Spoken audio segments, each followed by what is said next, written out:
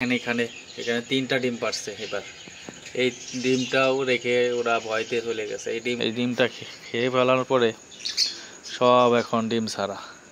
কবুতর ধরা অনেক কঠিন হয়ে যাবে। এই দেখতে পাচ্ছেন প্রিয় বন্ধুরা, এখানেও আক্রমণ করছিল ঘুঘু পাখি। দেখেন প্রিয় বন্ধুরা, আসসালামু আলাইকুম, সবাই কেমন আছেন? আশা করি সবাই ভালো আছেন।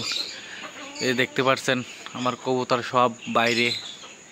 কেন এত রাত্রির বাইরে? দেখেন এই যে এখানে রয়েছে 5টা, তারপরে যে এইখানে দেখেন সবগুলো কবুতর বাইরে।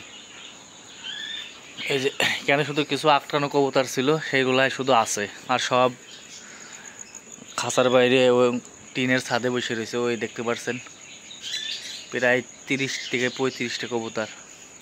এই কবুতর বাইরে হচ্ছে আপনার আজকে আপনার ওই বেজি আসছিল আর কি, বেজিতে তারা দিছে। এই যে এইখানে আমার রেসার সবজি উমা ডিম পারছিল, এই ডিমটা খেয়ে গেছে। এই দেখতে পাচ্ছেন, এটা আপনার অনেক কষ্টের ব্যাপার। আমরা এর আগে দোষ দিছি মুরগি, ভাবছি যে মুরগি, দেখেন ভয়তে ডিম রেখে চলে গেছে। এগুলো সব জমা ডিম। তারপরে এই যে দেখেন এখানে 3টা ডিম পারছে। এবার এই ডিমটাও রেখে ওরা ভয়তে চলে গেছে। এই ডিমগুলো ফোটা খুব মুশকিল। আমি ভাবছি যে এখন ওই যে এই যে এদের কাছে দিয়ে দেবো, এরাও ডিম পারছে। এখন কি করব ভেবে পাচ্ছি না আর কি, যে এরাও ডিম পারছে। যে সিলভার হুমা আর হলো মাক্সি হুমা, দেখেন এরা ডিম পারে নাই। এই যে আমার আপনার হচ্ছে যে জালালি কবুতর জোড়া, দেখেন ডিম পারছে মাশাআল্লাহ। একটা ডিম পারছে গতকাল রাতে। এরাও ডিম, একটা বাচ্চা ফুটছে। এখন এই কবুতরগুলা নামা খুব কঠিন হয়ে যাবে। সুইটাল গিরিবাসটা একটা বাচ্চা আছে শুধু, এখানে আর একটা বাচ্চা এই যে এখানে, এই দেখেন এই যে এই যে এই যে এটা হলো। রাতে এভাবে কখনো ধরা সম্ভব না কবুতরগুলোকে। সকালে খাবার খেতে নামলে তখন আস্তে আস্তে ধরে খাঁচায় আঁকড়ে রাখলে 2-3 দিন ইনশাল্লাহ ঠিক হয়ে যাবে। আবার এরকম আক্রমণ করলে কবুতর অনেক ভয় পায় এবং ডিম বাচ্চা কম করে। আমার মনে হয় যে এই পাশ দিয়ে আইছে। আজকে দুপুরে বাড়ি ছিলাম না, কেউ বাড়ি ছিল না। আমার ছোটো ভাই অসুস্থ, এই যে এই পাশ দিয়ে মানে ঢুকছে। বেশ এদিকেও ফাঁকা আছে, এদের যে কোনো পাশ দিয়ে আর কি ঢুকছে। খুবই খারাপ অবস্থা। এখন ডিম পাড়ছিল কয়েক জোড়া, আবার কয়েক জোড়া ডিম পাড়ার জন্য সবাই প্রস্তুতি নিচ্ছে। 15 থেকে 20 জোড়া একসাথে ডিম পাড়তেন। দেখেন এই ডিমটা খেয়ে ফেলার পরে সব এখন ডিম ছাড়া। এখন কি করব, এই ডিমগুলো ফেলে দেব না কি করব, আমি সেইটাই ভাবতেছি। ওই দেখেন প্রিয় বন্ধুরা, এখানে একটা ডিম পাড়ি রয়েছে মুরগির।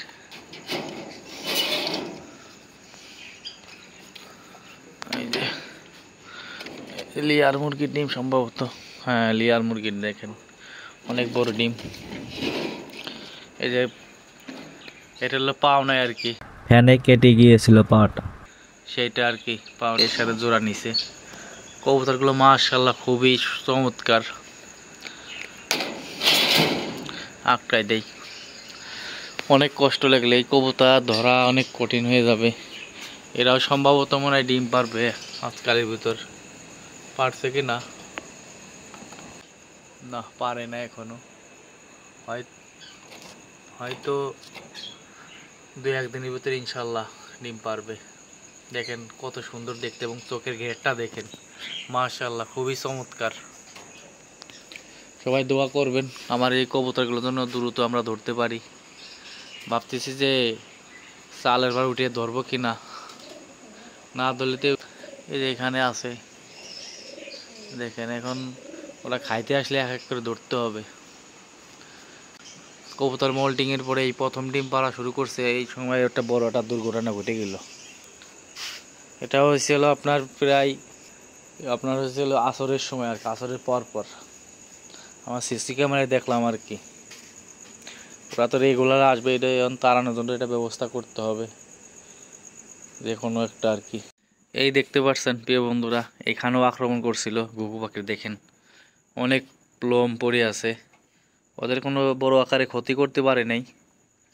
এই দেখেন কি পরিমাণ লোম পড়ছে, ভয় দেখাইছে হয়তো বা। ওরা অনেক ছোটাছুটি করছে, এই কারণে লোমগুলো অনেক পড়ছে। দেখেন মাশাআল্লাহ, যে এখানে একটা বাচ্চা হয়েছে দেখে আপনাদের, এই যে দেখেন, এই যে এটা হলো বাচ্চা, একটা বাচ্চাই মাত্র হয়েছে 10টা গরু থেকে। এই পাশে ফাঁকা নাই, আমার মানে যে কোনো এই পাশ দিয়ে যে কোনো এক পাশে ঢুকছে আর কি।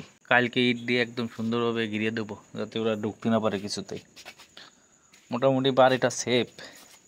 তারপর কালকে যেখানে যে জায়গা ফাঁকা আছে সে জায়গা পূরণ করে দিব। সবাই ভালো থাকবেন, সবাই দোয়া করবেন বেশি বেশি করে আমাদের কবুতরের জন্য, যেন আমরা সবাইকে ধরতে পারি ঠিক মতন। আল্লাহ হাফেজ।